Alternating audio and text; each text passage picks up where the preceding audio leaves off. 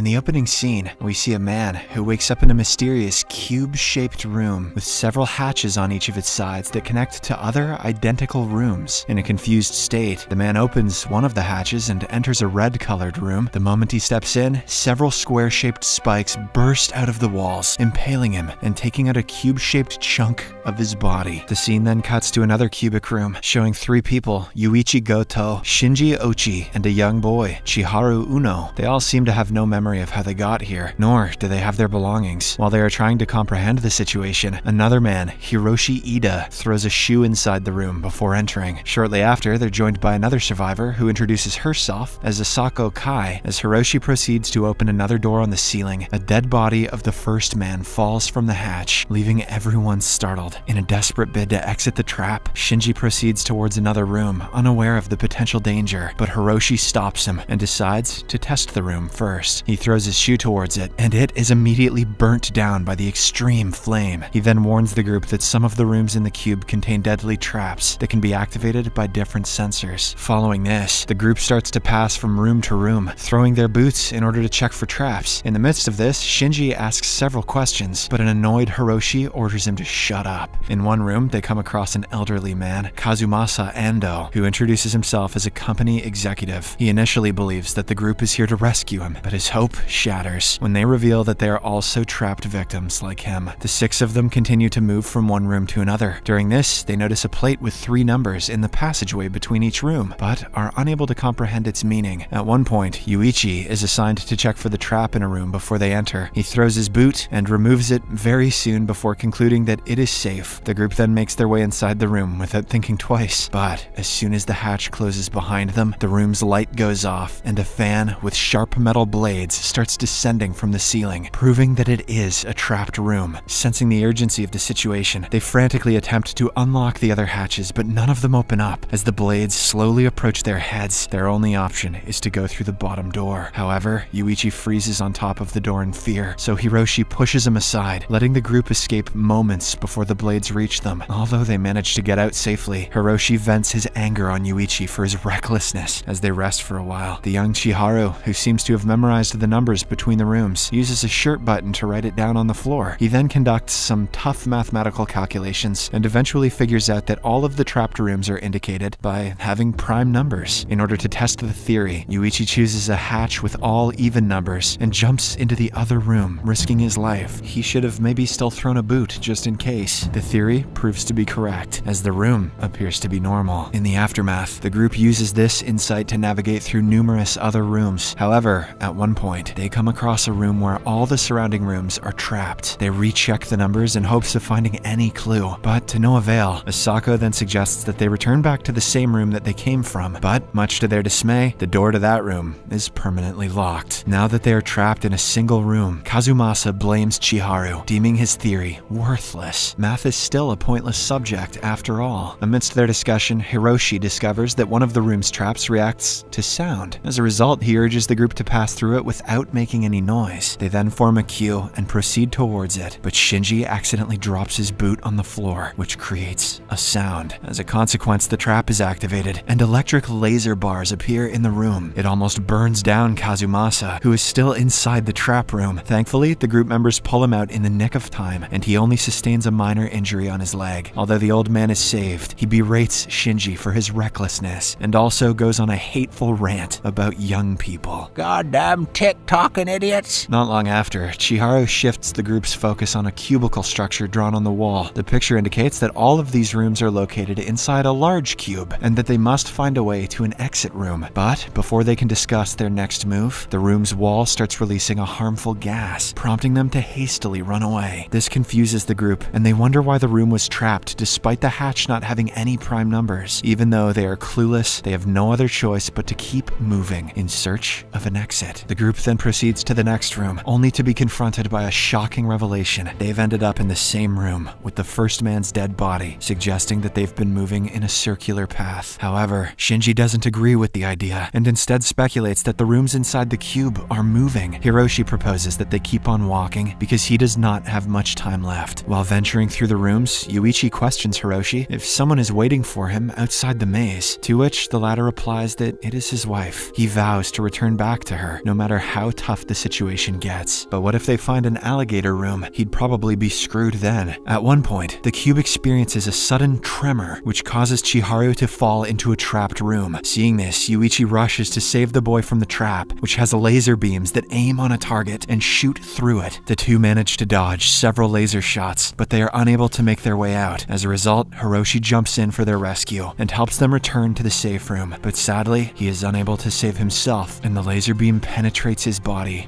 resulting in his tragic demise, and perhaps just a little bit of pleasure. Later, while the group is mourning his loss, Yuichi does some calculations. He soon discovers that the numbers on the hatch indicate Cartesian coordinates, which they can use to head towards the edge of the cube. According to his theory, if they go through 4 more rooms in the y-axis, they will reach the cube's edge, a potential exit. Armed with this knowledge, the group starts following Yuichi's suit. Shortly after, they stop in a room to rest, during which Kazumasa shares his belief that all of this might be his punishment for the sins he committed. He admits that he has betrayed a lot of people and that he deserves punishment for the same. Their conversation is suddenly interrupted when the metal bars shoot up from the ground, splitting the room in half. These bars also separate Kazumasa and Shinji from Yuichi, Chiharu, and Asako. Realizing that they can't be together any longer, Kazumasa and Shinji decide to find the exit on their own and bid farewell to the rest of the group members. Without the math dork, those two are as good as dead. In the aftermath of this event, Yuichi, Chiharu, and Asako continue their journey towards the edge. Along the way, they come across a room with a large screen that shows a painful memory from Yuichi's past. In the video, we see Yuichi's younger brother Hiroto standing on the ledge of a building. He is contemplating to end it all, as he isn't able to bear his father's brutal assaults anymore. Moreover, Yuichi urges him to tolerate it instead of supporting him. Depressed by all this, Hiroto commits the unthinkable. This tragic memory leaves Yuichi devastated, and he is overwhelmed by guilt for not being able to save his little brother. After an emotional breakdown, he vows to rectify his errors by rescuing Chiharu and Asako from this trap. On the other hand, Kazumasa continues to criticize Shinji, expressing disdain for younger generations, which deeply offends him. As a result, while Kazumasa is distracted looking down a hatch, Shinji bashes his head in with the hatch door, killing him